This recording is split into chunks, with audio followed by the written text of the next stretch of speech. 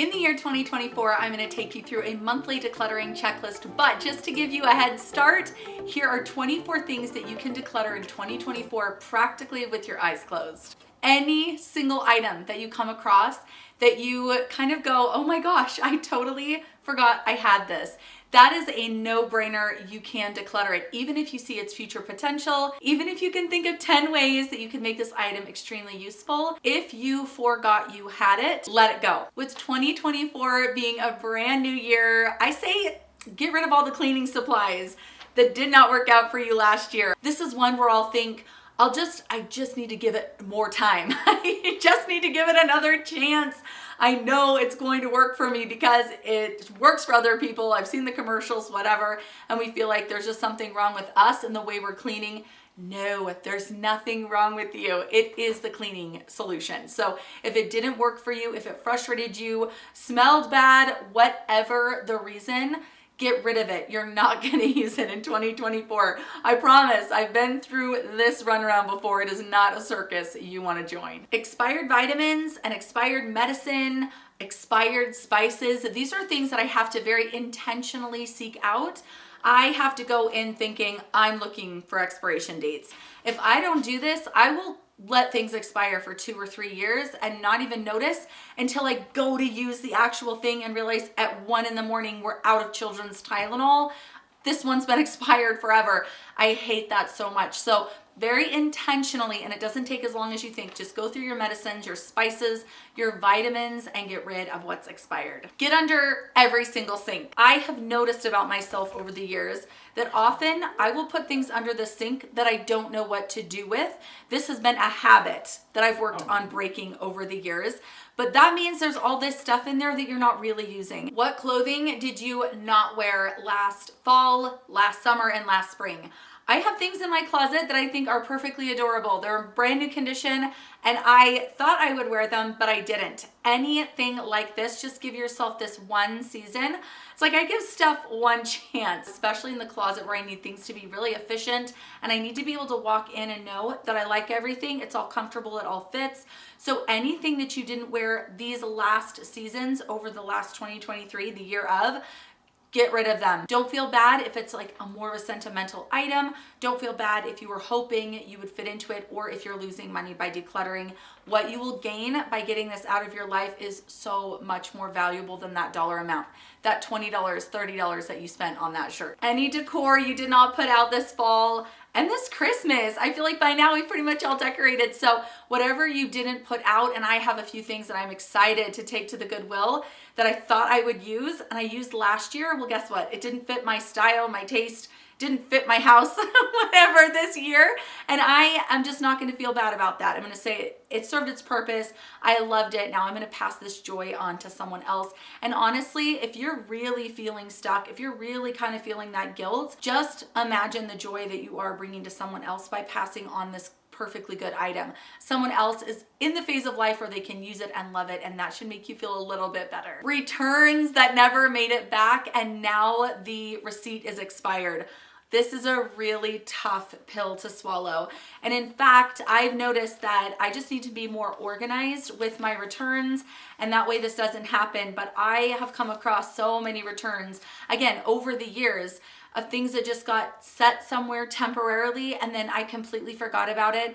Guys, count your losses. Just let these items go. If it's worth a larger dollar amount and you have time, pop it on Facebook Marketplace. Oh, speaking of Facebook Marketplace, do not keep things up there for longer than, I would say, a month. What's your time frame? Sometimes I even say a week. If you're really in the thick of decluttering and you have a lot of work to do, don't let these items kind of hang around your house, making you feel like you're still cluttered. So if you have a lot of decluttering to do and you're feeling overwhelmed, give it a week. Otherwise, maybe let it stay up there a month. But I feel like the Facebook Marketplace is kind of brutal. It's really hard to sell stuff on there, even for just a fraction of the price. So it's a new year. Give yourself permission to just let go of anything that hasn't sold on there yet. Filled up notebooks, kids' artwork, school papers, anything that you've been saving that you come across and you realize this isn't a treasure. I don't need this information. I often feel like something's a treasure and then the kids do something else right after that. And I'm like, oh, this is so much better. I don't need to keep both. Just keep one and let them decide. If you can't, just try not to let your home get overrun with paper. Birthday cards. I had saved like 300 cards. I don't know how I got so many, but I went through all my cards since the time I was born up until recently, and so many of them just said love Bob. No sentiment. There was nothing personal, and I don't know why. I felt like I was being offensive if I got rid of the card. It like seemed uncomfortable for me. But you guys, that uncomfortable feeling is okay. Let that settle inside of you and just accept this is uncomfortable. This is a little hard to get rid of. It's totally fine to feel these emotions, but don't let them determine the decision. Go through your linen closet quickly. Look for stains, look for holes, look at your hand towels. Do you have any that are just completely worn out? Any pot holders or oven mitts, anything that's in the fabric category. Comforters and curtains that you're not using. I used to hold on to old curtains even after I'd replaced them, thinking these are so cute, like I'll use them again. No, you do not use these things like you think you're going to. It's amazing how much value we place on the future potential of items when, in my experience, 9 times out of 10, the item doesn't end up serving us. Again, somebody else could be using them today. So any linens, including curtains, comforters, towels, go ahead and pass them on. Old craft and hobby supplies can be so hard to get rid of because we feel like we're giving up on ourselves. I'm giving up on my hobby. That means I'm giving up on my dream, or I'm giving up on myself. When in reality, it's just embracing the phase of life that you're in right now and not letting all of that stuff make you feel guilty that maybe you don't have time or energy like you used to. If you've got a bunch of acrylic paints, those expire. They're not gonna be amazing in 10 years when you get to it again. So go ahead and just let that go. All your scrapbooking stuff. Oh my goodness, I got rid of so much crafting paper when I first decluttered. It was insane.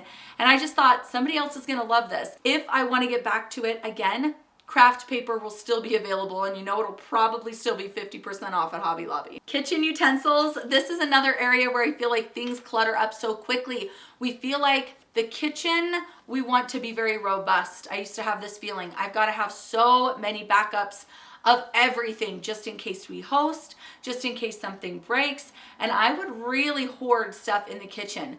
A lot of it's small and can add up quickly when you have 4 can openers. So go through, just like with the vitamins and just like with the spices, very intentionally looking for duplicates, looking for things that are rusted, looking for plates and glassware that are chipped and broken.